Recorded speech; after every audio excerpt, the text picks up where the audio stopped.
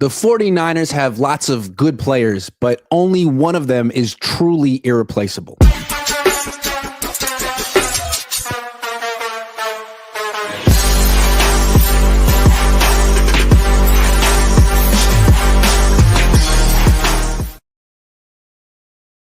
Good afternoon. Welcome to Primetime Cohn Zone. That's Lowell Cohn. I'm Grant Cohn.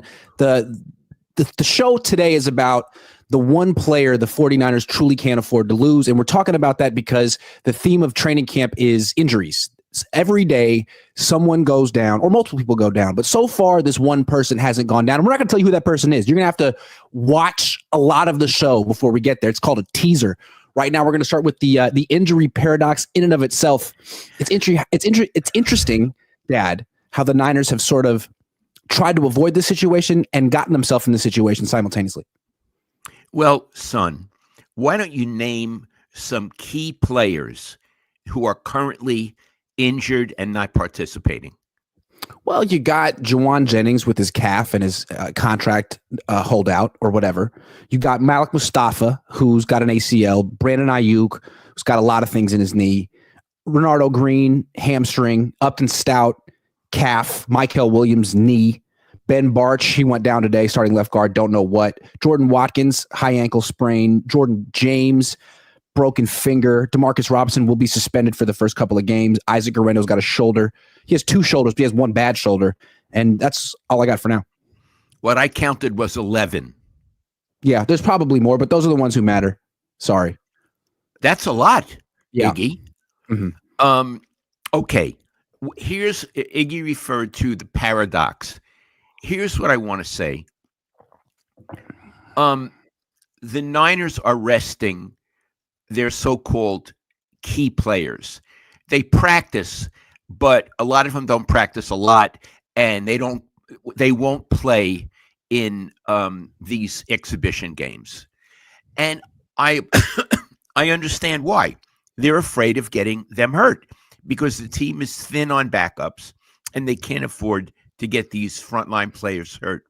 But the paradox, there are two of them. One is they're getting players hurt anyway at an alarming rate, So they're trying to avoid injuries to their main people. And for the most part, I mean, except for Jennings and Aiyuk and Barch, they're getting people hurt.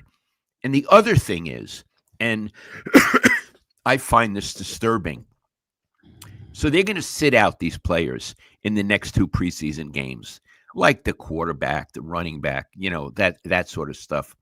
Okay, fine. I got it. I understand. I might do it too.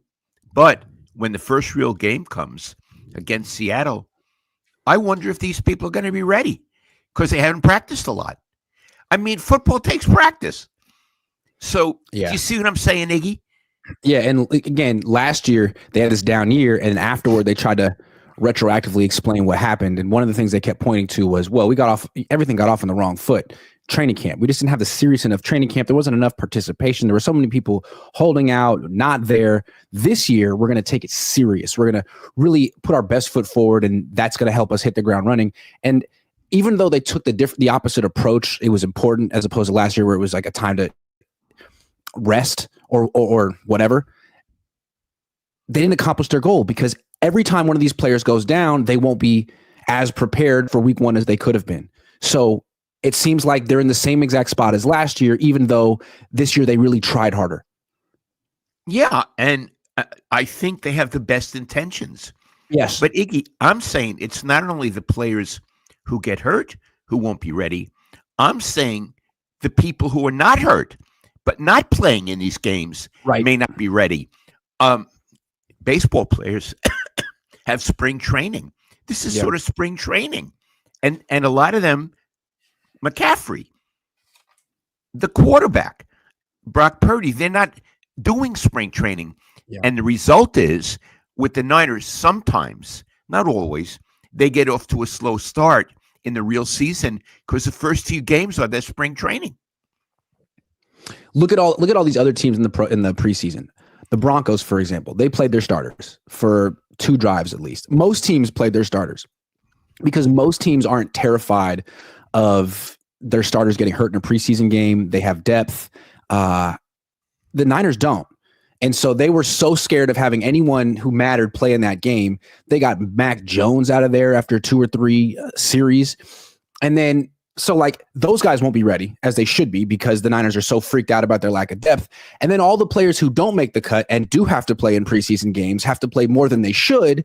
And so someone like Jordan Watkins, who's kind of on the borderline between needs to play in the preseason and probably could start week 1, is out there in the fourth quarter of a preseason game that doesn't matter and then suffers a high ankle sprain, and now you won't have him for the rest of the offseason. So, yeah.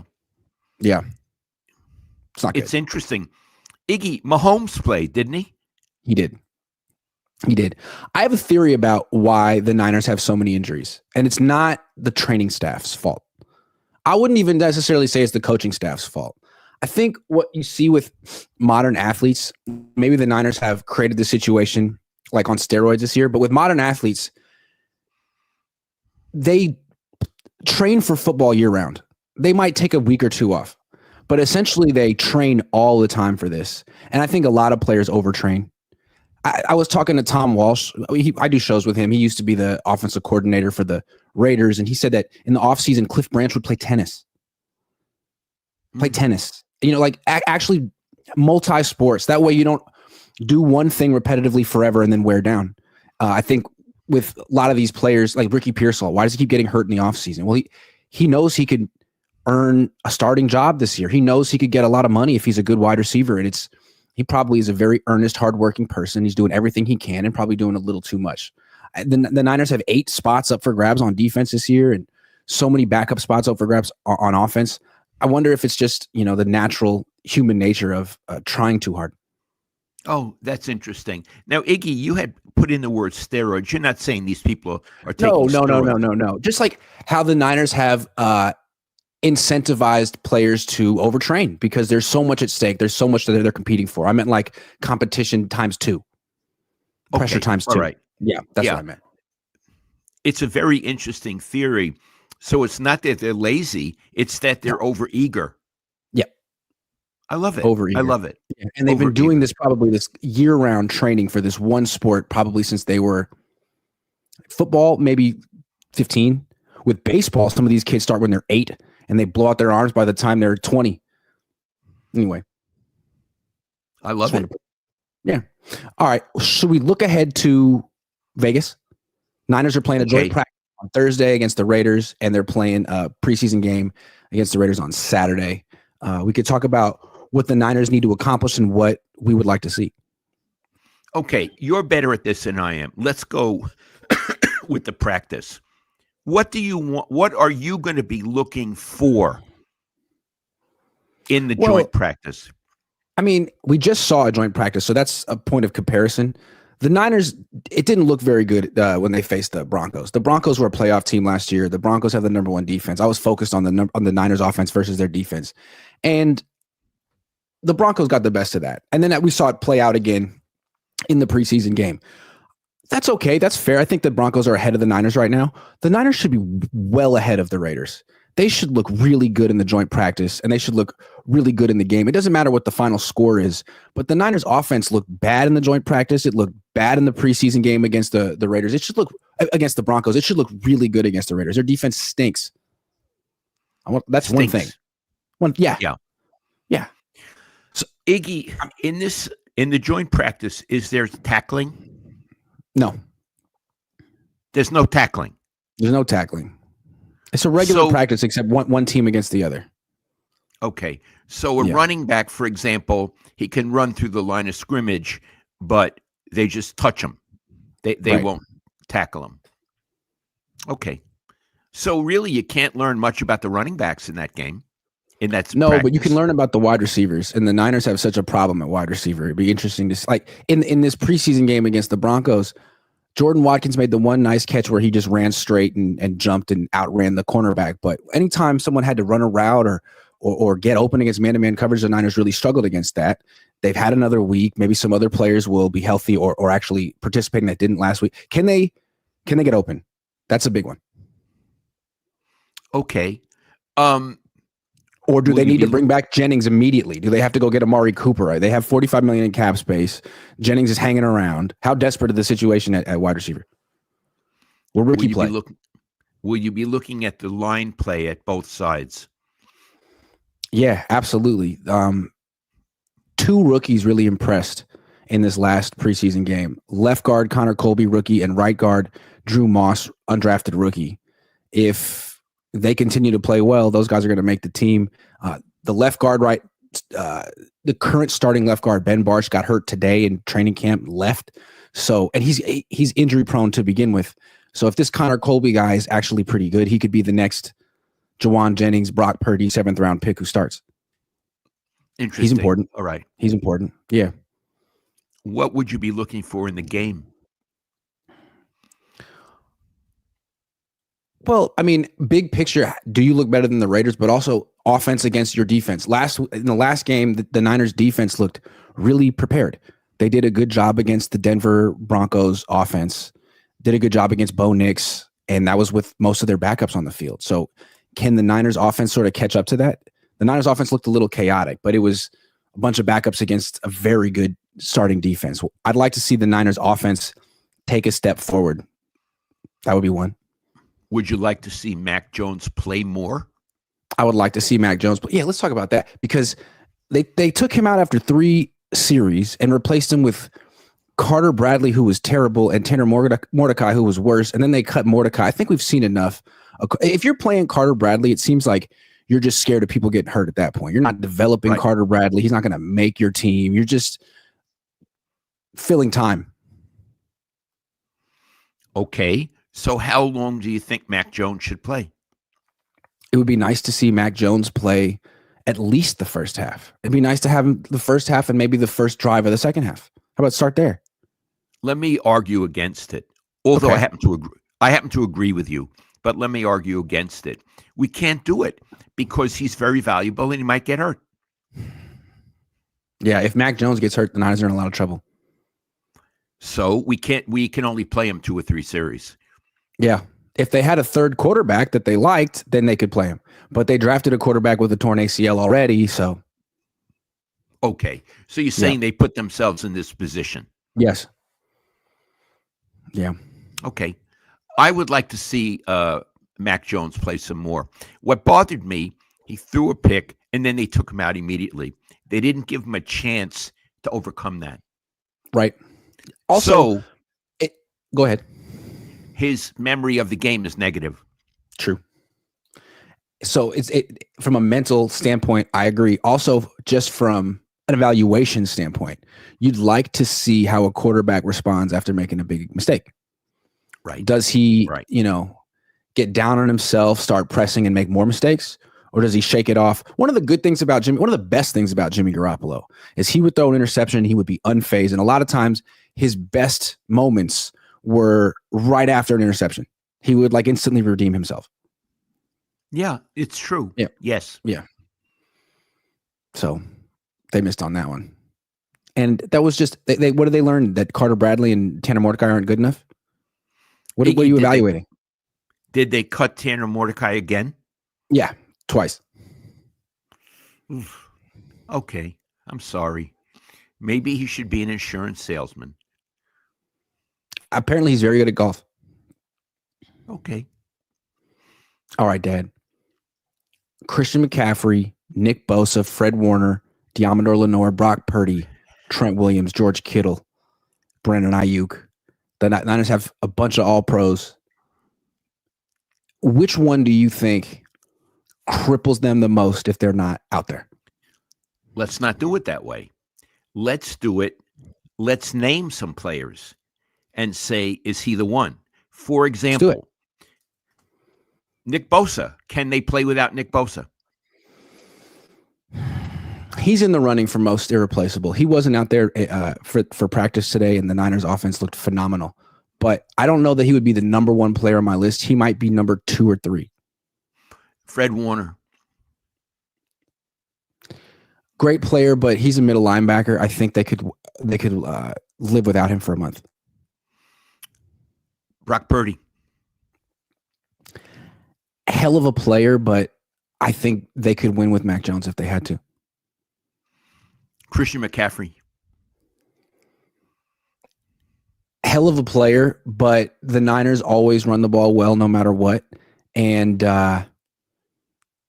we saw them go about 500 through the bye week last year without him. So we've seen them win games without him. Okay. Juwan Jennings. No. Okay. Brandon Aiyuk. He's a hell of a player, but no, they're a run first team anyway. They don't. They have all kind of wide receivers. Kittle. No, he's a hell of a blocker, but he's not the most important blocker. And they have guys they have a bunch of guys you can throw to. Okay. All right. So you say who is the one irreplaceable player and explain why. And we agree on this. I believe the one irreplaceable player is Trent Williams. That everything falls apart if he's not there. Go ahead. No, go into more depth. I want to hear this. He's the best blocker on the team in every way. On pass plays, Brock Purdy never has to worry about blindside pressure, ever. He can drop back really confident that if someone's beating their man, he can see him. It's either going to be right in front of him or to his right. And I think that's pretty powerful. Never has to worry about getting blasted from behind by the best edge rusher on the team. That's one. And then when you're running the ball, whenever they run the ball behind Trent Williams to the left, they run the ball really well. They don't particularly run the ball well to the right. They run the ball well to the left. So if you take him off the field, now you can't run the ball well to anyone. It's nice to have George Kittle out there, but you're not going to be running the ball dominantly to the left without Trent Williams, even though Kittle's out there. Even if Christian McCaffrey's out there, those guys will struggle. And then you're a one-dimensional team.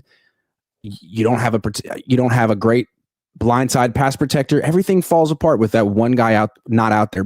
Also because they haven't drafted an offensive tackle in 4 years. They're not grooming anyone to replace him. And their backups are not that good. The backup is Spencer Burford, who was a starting guard for them the last few years. Now they think he should play left tackle. Okay.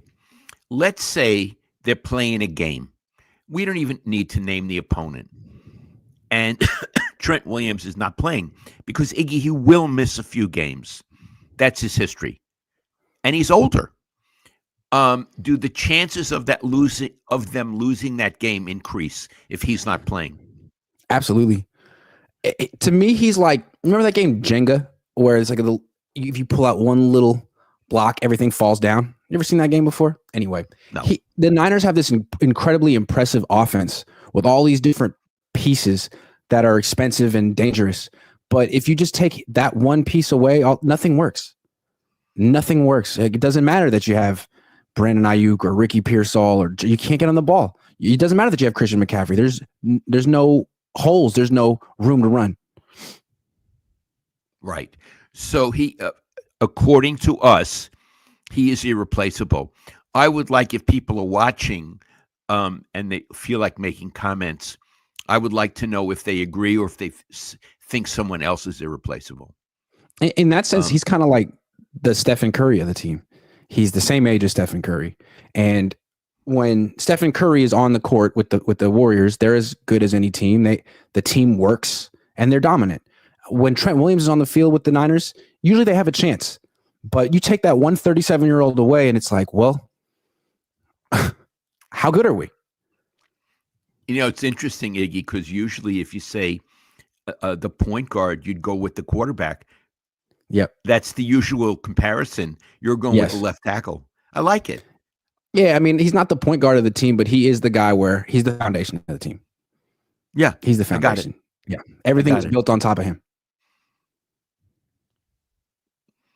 And so Iggy, he was out there today. He was practicing? He was practicing today. He's been working his ass off all offseason. He wasn't just standing around. No, he was on the field. Nick Bosa took the day off. Don't know why. He's been they say he's got soreness. They didn't say that today, but he's been missing a lot of practices. Either he just doesn't feel like practicing or he's sore. But he wasn't there. Trent Williams was. Iggy, when they do one-on-ones, can anybody ever beat Trent Williams? This year, Nick's been beating him a little bit. In the past, no one would ever beat Trent, but I think he's starting to show a little bit of age.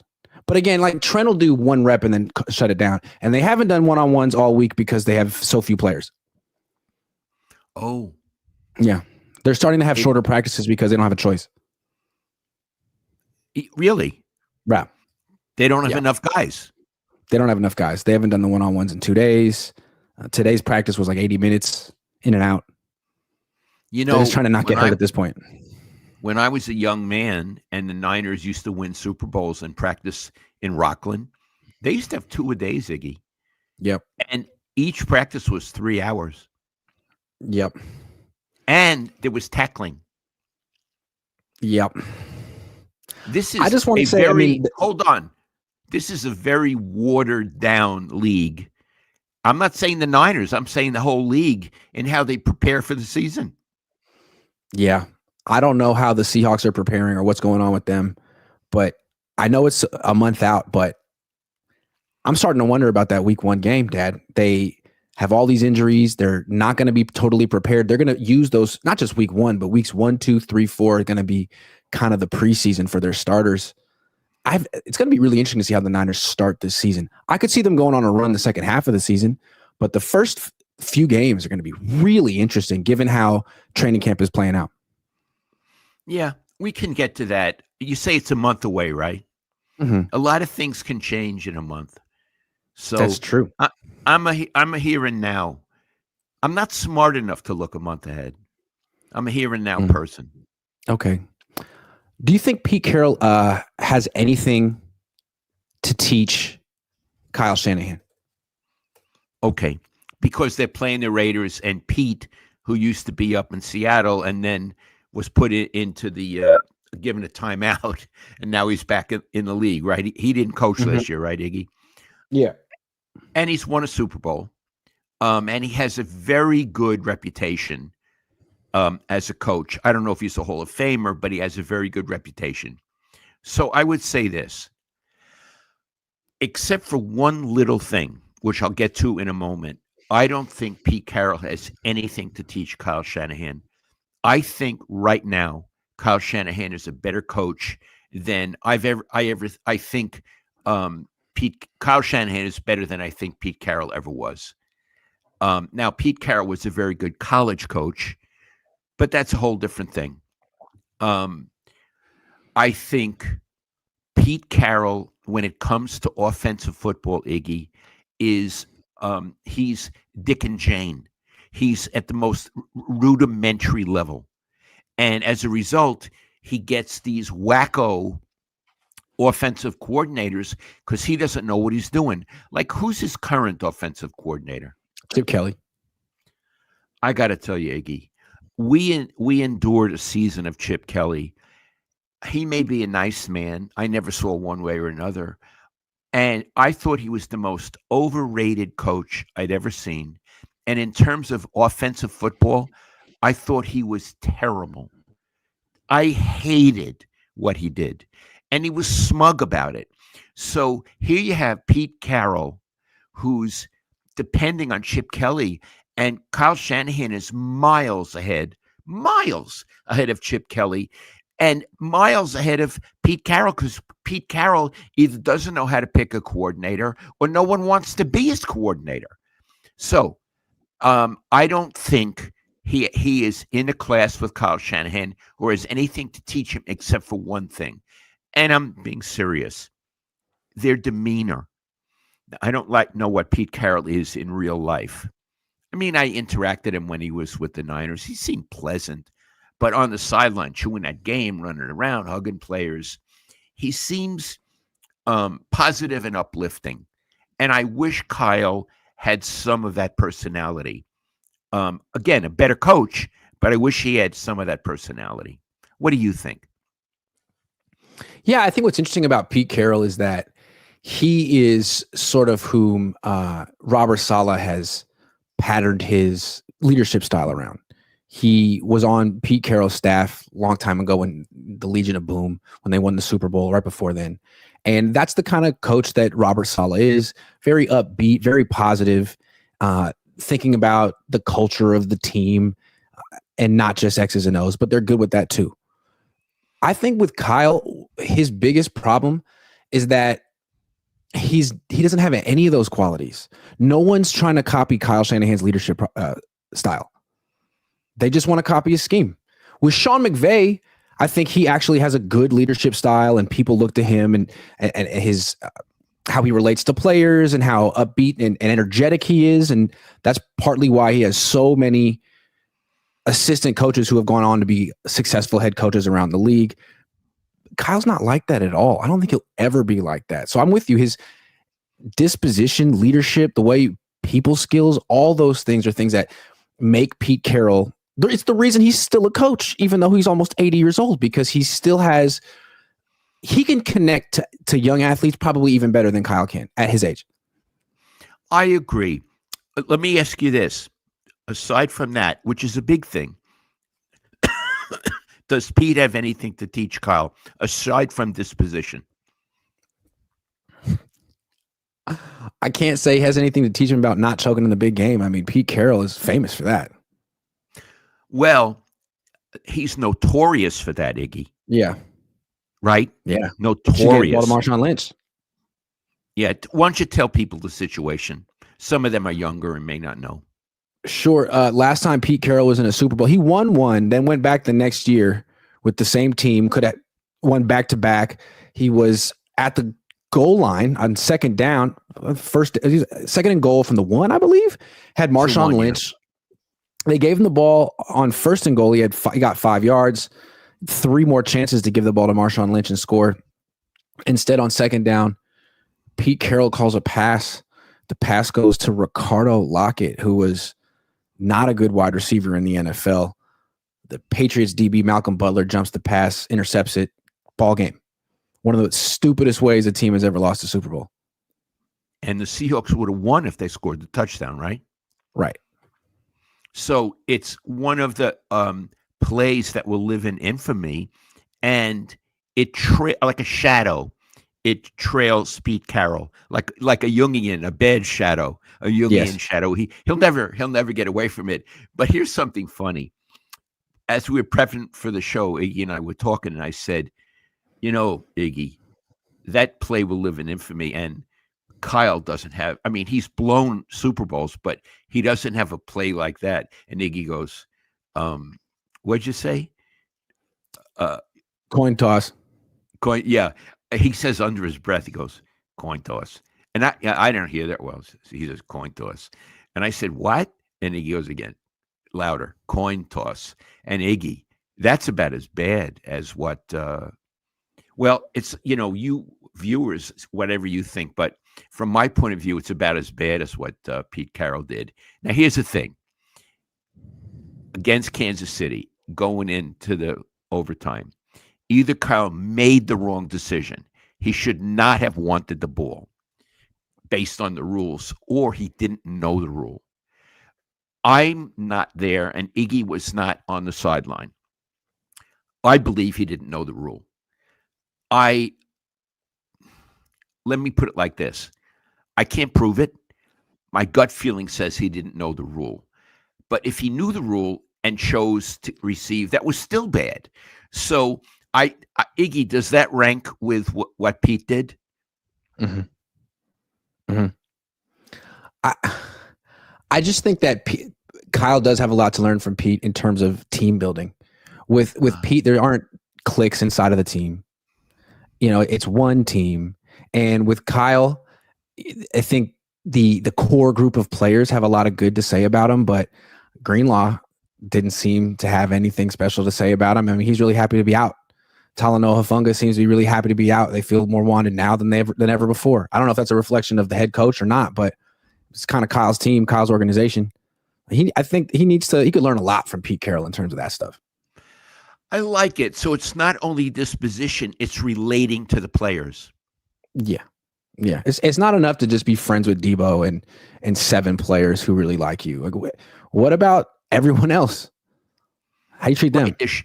Yeah, I understand. Like, again, the best I've ever seen at that was Dusty Baker. Yeah. People I think Pete's kind of brilliant at that too. Yeah. I don't know people. Let me say what Dusty has. He was a strong disciplinarian. but he's a good guy, and the players knew he liked them and had their interests at heart, and they played their asses off for him. They did. And I think you're saying that Pete has that as well. Absolutely. I think Kyle's almost on the other end of the spectrum from Pete Carroll. Kyle's more like Bill Belichick. I think he aspires to be that kind of a guy. Like, I don't have to relate to people. I can just be the genius. I can kind of talk under my breath. You'll have to listen a little closer. I don't have to be charismatic. I don't have to give a big speech. I'm just right. And you guys need to learn from me. I think that's what he wants to be. And what's funny about Belichick, he was seen as better than Carroll for a long time. But then he lost Tom Brady, and all of a sudden, Bill Belichick started looking like a fool. I don't know if he was always a fool, but he was very much like, just listen to what I say and execute what I say, and don't think. And I think Pete Carroll's always been more empowering to his players. Like, you guys are really special, and I want you guys to go on your instinct. And it's a different style. I don't know. It's a different style. Iggy, are there other coaches in the league who are successful, who are more toward the Pete Carroll part of the spectrum than let's say the Belichick, possibly Kyle Shanahan part of the spectrum? I can name some. Go ahead. Detroit. Yeah. Philly. Yeah. Denver. Mm-hmm. Those are three. Oh, I saw a video recently. I don't know where Pete Carroll was. He might have been in a college classroom. Someone was a kid asked him, like, how would you compare your leadership style to Bill Belichick's? And he was like, man, well, we're on the opposite ends of the spectrum. You know, Bill's kind of like old school military guy who is all about, browbeating the new recruits and getting them so that they will obey commands, and there will be the most success on the battlefield if all these people just can obey commands. But his thought process is like, I'm not working with new recruits. I'm working with special forces. And what I want is not people who are just trained to obey commands, but people who can think on their feet during, combat and make the right decisions under pressure. And I want to train them for those moments. I thought it was a pretty good answer. He actually said that. Yeah. I love it. And he compared himself to Belichick. Yeah. Yeah. Like, he was trying to give Belichick praise, but it was like, I can't, you treat your players like they are really grunts and replaceable. Yeah. And now Belichick, now he's gotten with that young girlfriend.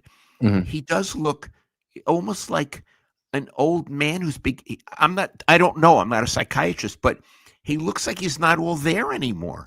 Right. Yeah. And I think what Pete was saying is, like, with guys like Shanahan, he didn't use Shanahan's name, or guys like Belichick, they're the star.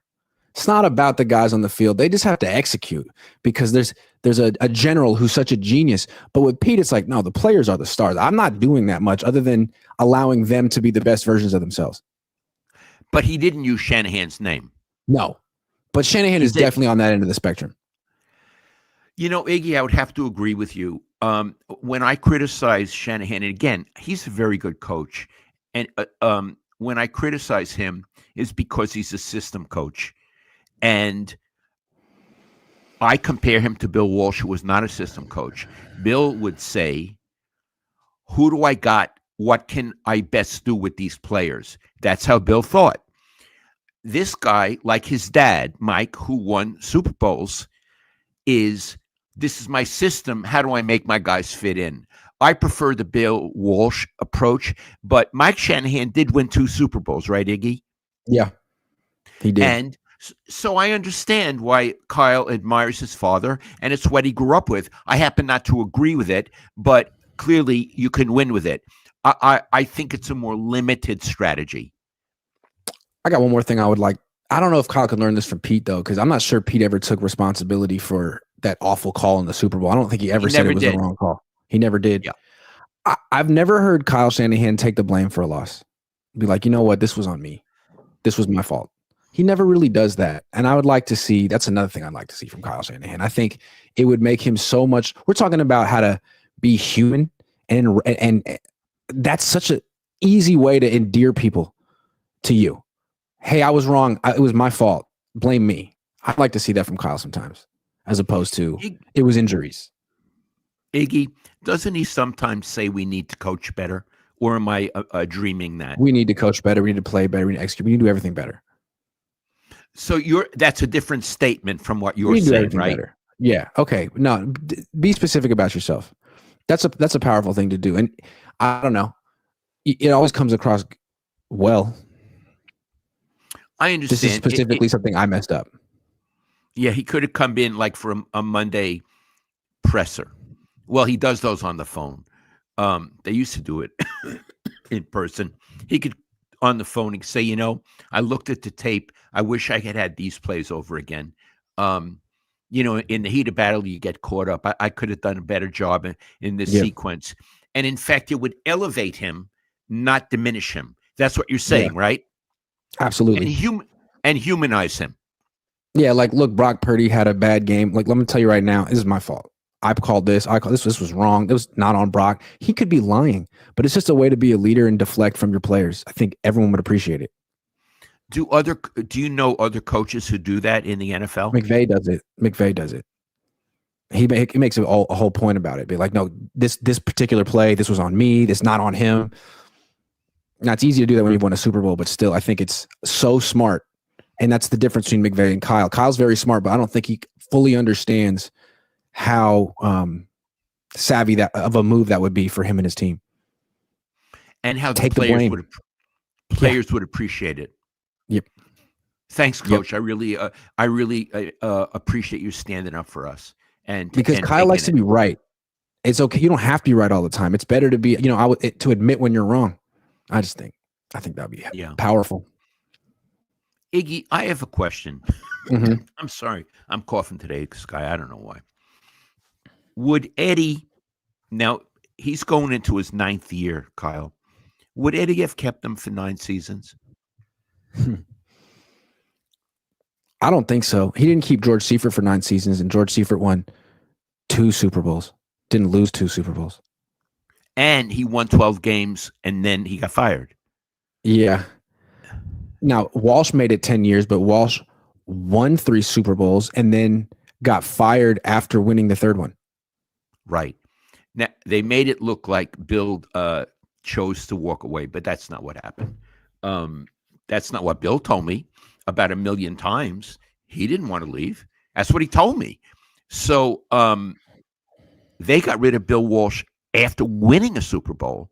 I don't think Eddie would have put up with 3 things: blowing the 2 Super Bowls and either making the wrong call on for the overtime or not knowing the rule. I think that Kyle is lucky because the Yorks are running this. I think if Eddie were running this, Kyle would be out and he wouldn't be getting this chance right now for a 9th season. I mean, we never saw what Eddie DeBartolo would have done to a coach who lost a Super Bowl, because none of his coaches ever lost a Super Bowl. But if he fired one who won a Super Bowl, I'm thinking he'd fire one who lost a Super Bowl, especially the way Kyle has lost in the 4th quarter. Yeah. Eddie would not have been that patient or that generous. He might have given him, paid him all his money. He was very generous with money, but he had the highest standards. Yeah. And when people say, oh, well, Kyle will get another job the next day. All right, man, we'll enjoy Cincinnati. Yeah. Have a great time in Jacksonville, wherever your next job is. We're the 49ers and we can do better. I got to tell you, I think Eddie would have felt that way. I do. Mm-hmm. I think he would have felt that way. And I think Kyle is lucky that he has this ownership. I think the Yorks are nervous. I don't think they're that connected around the league. When they fired Harbaugh, they got Harbaugh because Harbaugh was coaching at Stanford and he practically hired himself. When they messed that up, they went to Tom Sula and Chip Kelly.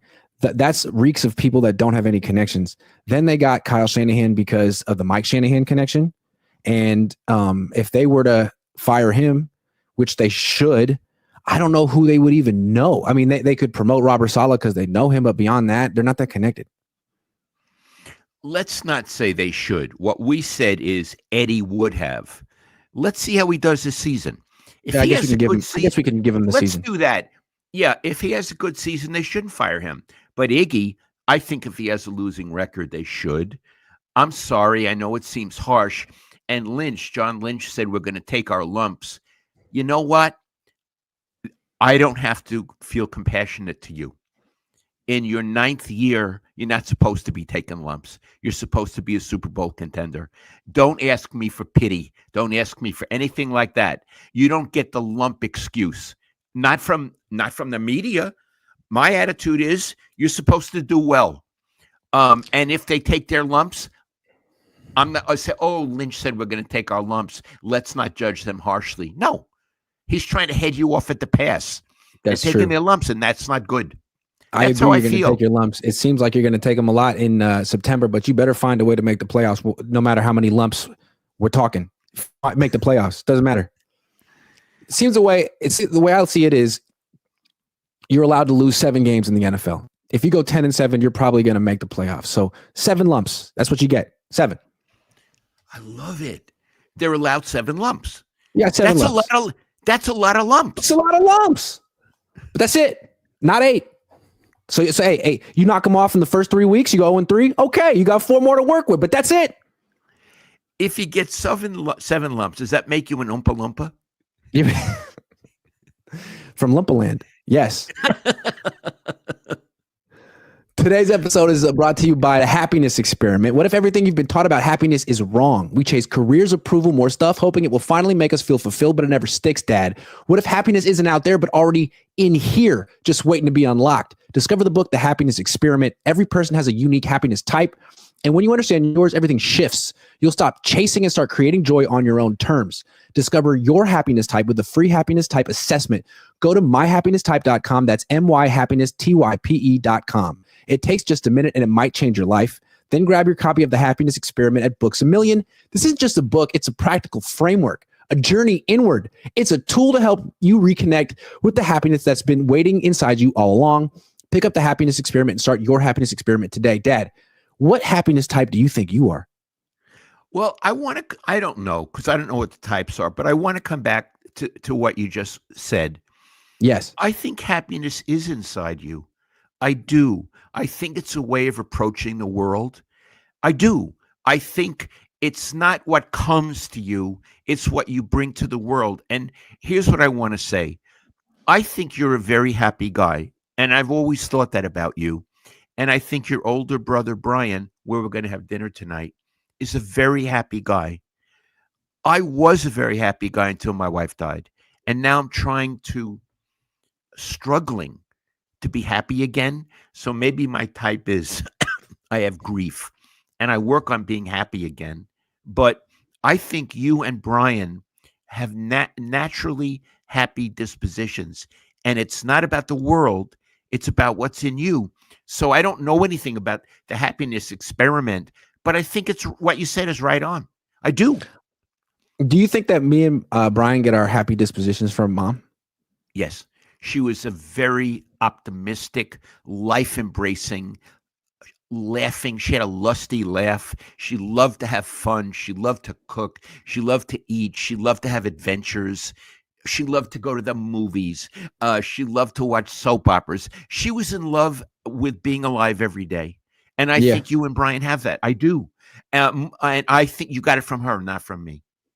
And, it would have been easy for her to be real bitter because she had chronic fatigue syndrome. And if she went out one day to have fun, she'd pay for it the next 3 days in bed. Yeah. But she always was so happy. She certainly was. Yeah. And she spread it around.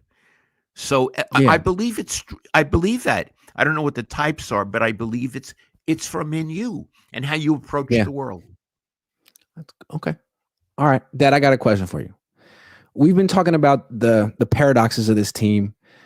I think the way the offense and defense are constructed is kind of a paradox too. On offense, you got basically an old offense. The average age on the players who are going to play on offense is about 30. And the starting lineup has been around essentially, and it's good. But it's a little old, it's a little fragile, and it's a little thin. Then on defense, they got a lot of young players. It's pretty deep, but they're not that proven, and the coaches are talking about taking lumps and rookies and all that. It might take them a while. So which side of the team do you think will be better when the season is all done? Offense or defense? Which side are you more? Yeah. It's two issues. Let's say when the season starts and when the season is done. Yep. Okay. I think when the season starts, the offense will be a little ahead of the defense because they're breaking in a lot of new players and rookies on the defense. Let's forget injuries for a moment, okay? Let's just not even talk about them. I think the offense will be a little ahead, especially if McCaffrey is a good player. By the end of the season, I think the defense will be ahead, primarily because Iggy, some people on that offense are going to get hurt. Yeah. Because they're old. And you use the word fragile. I'm not blaming them, but they're going to be people who get hurt, and it's going to hurt the offense more than the defense. Do you agree with my two assessments? I absolutely agree with your two assessments, yes. I do. I think that early on the offense should be better because the issue with the offense, I mean, even though they're down wide receivers, still they should be healthy early on. You wonder how healthy they'll be by week 11. Now, Brandon Aiyuk will come back. That'll help. But is Trent Williams going to be out there in week 11? Is Christian McCaffrey going to be out there in week 11? Is George Kittle going to be out there in week 11? I don't know. We'll see. Hopefully. On defense, you figure that's a unit that's going to get steadily better as the season goes on, barring, some crazy injury. I do. I think they'll, Salah can coach them up to a certain level, just the way Kyle can coach the offense up to a certain level. And I think they're going to be younger and less injury prone. I wanted to add to injuries to offensive starters. Brock Purdy is going to miss games. Not his fault. And not even the offensive line's fault. Quarterbacks get hurt. That's what happens. Quarterbacks get hurt. That's why Mac Jones is not playing in these very much in the preseason games. So what I'm saying is there's going to be Trent Williams will miss games. Purdy will miss games. McCaffrey will miss games. And I don't know when Aiyuk is coming back. They say within around 6 weeks, but it's vague. Iggy, it's vague. I hope he comes back. I want to talk about him for a minute. You had a very nice interaction with him, which you told me about at the recent game with Denver. I always thought he was a nice guy, but I think you said he's like you. He's sensitive, and I think maybe it soured him a little. But what I want to say is everybody here knows that you had dinner out on the road with his mom. To Brandon's mom, I want to say thank you for being nice to my boy. He was so charmed by you, and he felt so happy to go out with you. And I would like, if you're listening, that if you two could connect, and if you're at an away game, because Grant's going to be at every away game, you could connect, and I'll treat. He can take you out to dinner, and I'd like that to happen. I like that too. All right, Dad, I got a story for you, and then I want to say okay. I owe Robbie Chosen an apology. So he's been on the team like 2 weeks, and he's been playing really well in camp. Today he made like 2 or 3 catches, laying out. He looks pretty good. He's probably going to make the team, and they might even need him to play early on in the season. So they signed him a couple of weeks ago. You know me, I'll just shoot from the hip sometimes. I saw they signed Robbie Chosen. I'm like, you're kidding me. So I make a video being like, man, hey, guess what? They signed a wide receiver, but it's not Amari Cooper. It's Robbie Chosen, and he should retire. He's terrible. End of video. So I didn't even think twice about it. I happened to be staying at the team hotel for a night in Santa Clara, just because I was tired and it was a nice place to stay. So I film it, go out to dinner, come back, go to the hotel bar just to have a drink before I go to bed. Not thinking about Robbie Chosen, but it's the team hotel, and there's all these players around. I'm thinking like, oh, wow, look, it's this guy and this guy. All of a sudden, I see Robbie Chosen walk in, and I look down, and I see him, and he sees me, and he's like, I can see he's so confused. Like, what is it? I could see he would recognize me, And like, what is he doing here at the team hotel? And he didn't know what to do, but he would stand by me and he would stand over here. And he was looking at me. It seemed like he was thinking, should I kick his ass? Should I kick his ass? I don't know. I probably get in trouble, but maybe I could get away with it. He really shouldn't have said that. It seemed like he was debating. He ultimately didn't kick my ass or say anything. And I kind of felt that he was thinking about it. And I didn't say anything because I didn't want to get my ass kicked or start. I was thinking, this doesn't need to be the next Javon Kinlaw situation. You know what I mean? So, Robbie, if you're watching, I sincerely apologize. I was wrong. You're a good player. And I hope you make the team and make some good catches. And I thank you for not kicking my ass. I appreciate that. And Robbie, I want to double that. Please don't kick my son's ass. Don't do it. He's a nice guy. No. I've been in no fights in my life. I would lose. It's true. No, I've been in, how many fights have you been in? No fights. None. I give up. You win.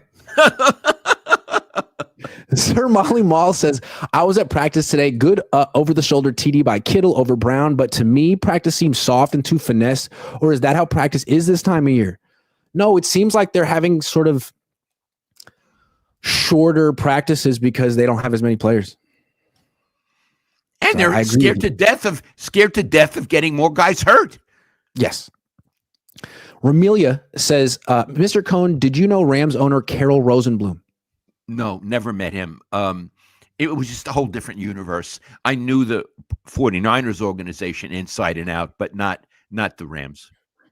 Joseph Furiel says, I would have loved Shador in the third round or later. His situation really shows the collusive nature of the owners. What may transpire is fun to watch.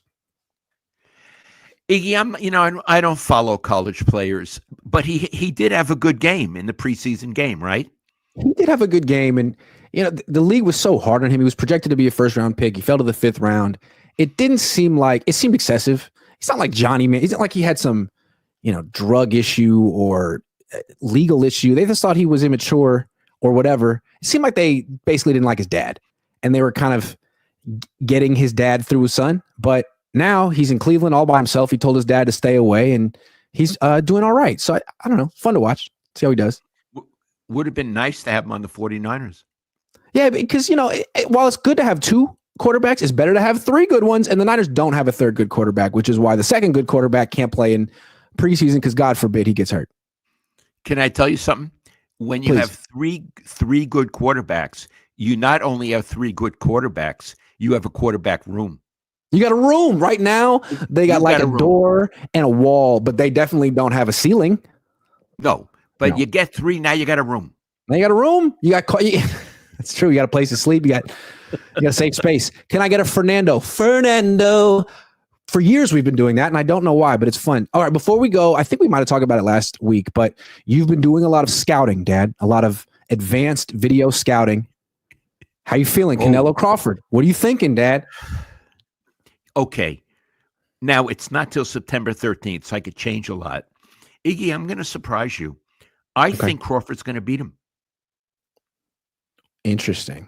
Okay, so you have a way of visualizing these fights. What are you visualizing here? Okay. Now, it's true that Crawford is not as big, but he's taller. And he has a 4-inch reach advantage, meaning he can jab him, and Canelo will have trouble jabbing him. Mm-hmm. Canelo is what I call a tough guy. Mm-hmm. He's a tough guy. He comes in and he wants to punch you in the body, get his overhand right. He's a counterpuncher. Wants you to lead, and he wants to come back with his overhand right. And he's very good at that with other tough guys. Tough guys stand in the middle of the ring and punch each other, like what he did with Golovkin twice, Triple G. Oh, you know who I mean, right? I don't think Terrence Crawford is going to fight that kind of fight. I think he's going to be moving in and out, and I think he's going to be jabbing, and I think he's going to beat Canelo to the punch. That makes sense. It seems like whenever I watch Canelo, he just he's a counterpuncher who kind of turtles up and wants you to bring you in so that when you're done and tired, then he can hit you a few times at the end because you don't really hurt Canelo. He's a tough guy. Yeah, you don't really hurt him. He has a great jaw, and he hits very hard, but I don't feel he's all that imaginative. He's good if he can be close to you. The whole idea to fight him, I mean, when Mayweather fought him, now I'm not saying Crawford is Mayweather. Mayweather was an all-time great fighter. Canelo couldn't hardly hit him. He was not fast enough to hit him.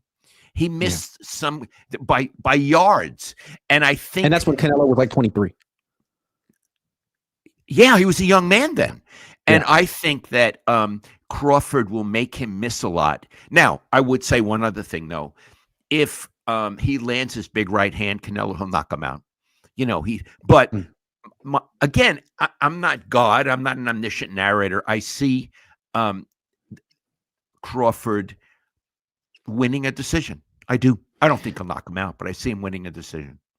It's hard to pick Crawford because you don't think he's going to knock out Canelo. Canelo could knock him out. Crawford's 15 pounds lighter and has never fought someone this good. Right. Right. And Iggy's 3 years older. There's more. Yeah. He's 3 years older. He's 38. And he hasn't fought a lot in the last 3 years. That means something. Canelo has fought more. So I could make a case for Canelo. Usually, I have a very clear idea who's going to win. This one, I'm saying Crawford, but two things. It's very close, and I could change my mind. I mean, I got a month. I could change my mind. But right now, they call him Bud Crawford. Right now, I'm leaning toward Bud. Well, I keep asking you because I know neither of us have really watched much Bud Crawford, and we're trying to get caught up watching him on YouTube. And I figured now that you've done a little bit more research, I'd like to know. And I know initially you thought Canelo was going to win. Now we're over at Crawford. We'll see how this evolves. Could be a draw in 2 weeks. I thought that Canelo would be too big. I think Crawford can handle that by movement. I do think Canelo has fought better opponents, and that concerns me a little. I don't think Crawford has ever had to fight anybody at the level of Canelo. But, I mean, Canelo fought Mayweather and lost. He fought this Bivol guy, Dmitry Bivol, Iggy. He's this Russian guy, and he kicked Canelo's ass. He's a little bit bigger, but he handled them. So he's fought better guys, but I've seen him lose to them. All I know is that Crawford better be really disciplined and careful.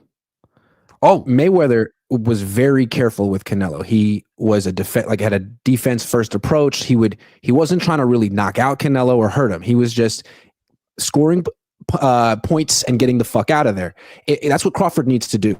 If he tries to really exchange with Canelo or knock Canelo out, he's going to lose. He has to win on points. I agree with you. I agree. Yeah. Now, here's the one thing that you and I talked about. They're both counterpunchers. Yep.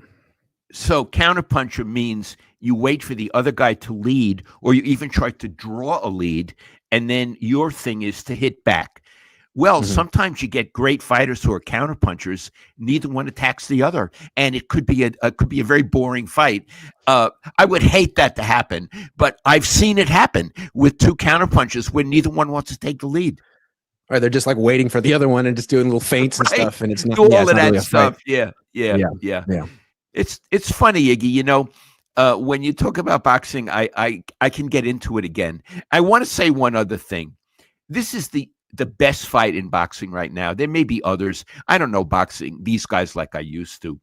But I can tell you the primary motivation for both of these fighters is not to prove how great they are, although that's part of it. It's to make money. Yeah. It's prize fighting. It's professional fighting. And this is the biggest fight that can happen. And that's why it's happening, because a lot of people want to make a lot of money. Yeah, boxing isn't what it used to be, but still, a prize fight is still going to be the number one event if it happens that weekend.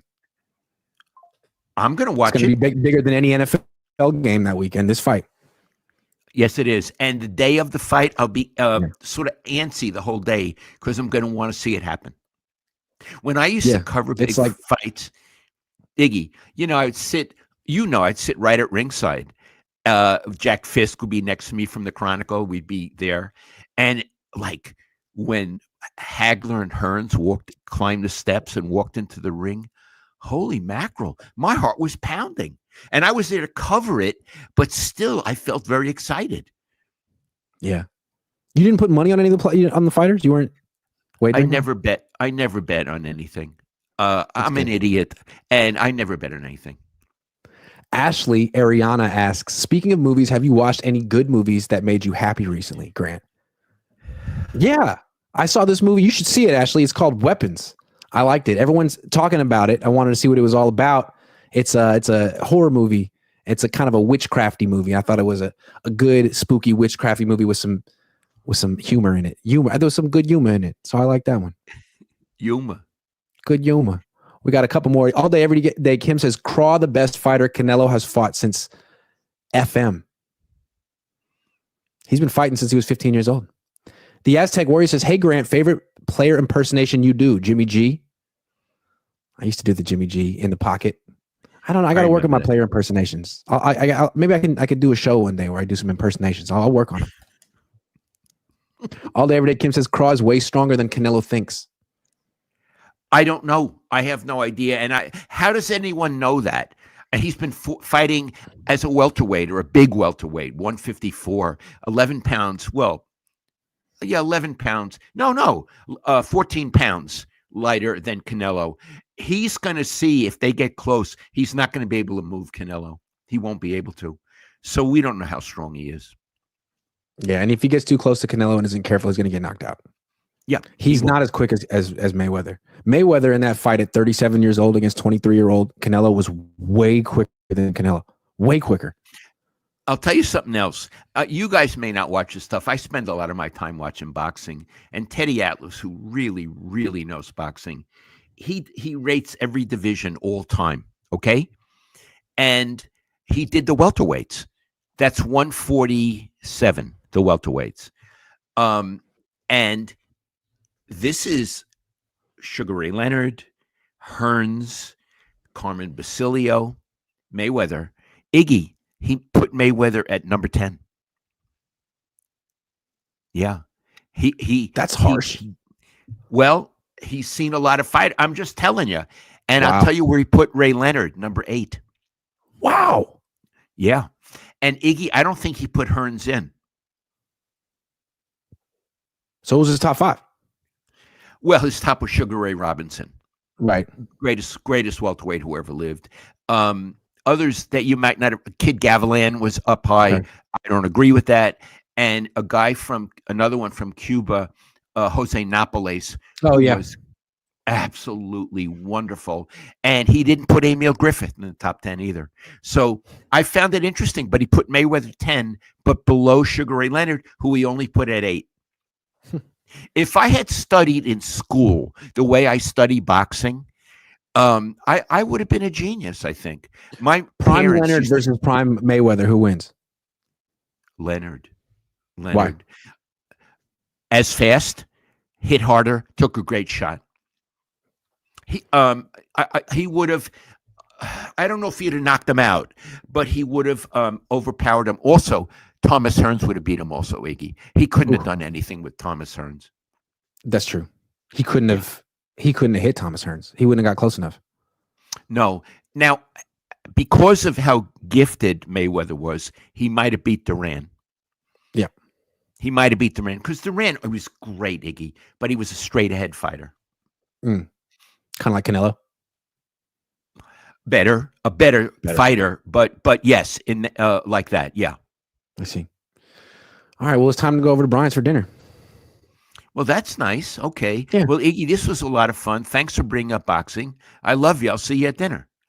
I love you. I'll see you at dinner. Thanks for watching, everyone. Day off tomorrow. I'll be working, and then Thursday. Well, no, day off tomorrow. I'm going to Vegas, baby, Vegas, and then maybe I'll do a stream when I get down there. We'll see. Thursday morning, joint practice going to be early. Otherwise, if they do it in the afternoon, someone could, it's hot. So they're going to do that early. Dad, I'll see you soon. I love you.